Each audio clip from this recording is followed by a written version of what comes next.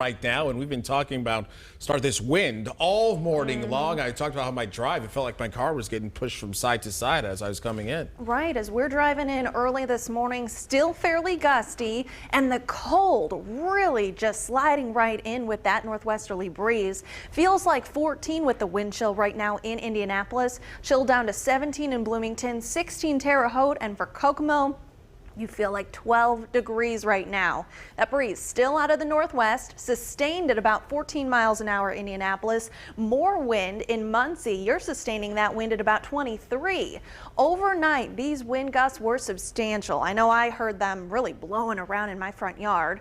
Indianapolis saw some gusts up to about 40 miles an hour. Kokomo 39, and then we had gusts over 30 miles an hour in Muncie, Shelbyville, Terre Haute, Marion, and a couple other of our surrounding counties.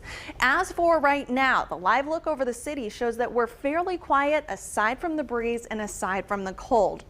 26 degrees the actual air temperature, but I showed you those wind chills much colder. And here's a look at the last 12 hours on Live Guardian radar. We did have that light snow move through overnight, gave us just the slightest coating near Noblesville and Muncie, but for the most part really tapering off right now, and we're actually seeing just a bit of clearing back near Greencastle. These clouds are going to be short-lived. They're going to be out of here and leave us with some sunshine for the second half of today.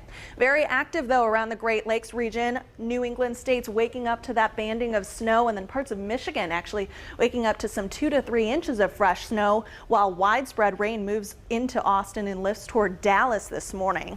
Back home, we're just starting off with some of those clouds, but as I mentioned, they're not going to last very long.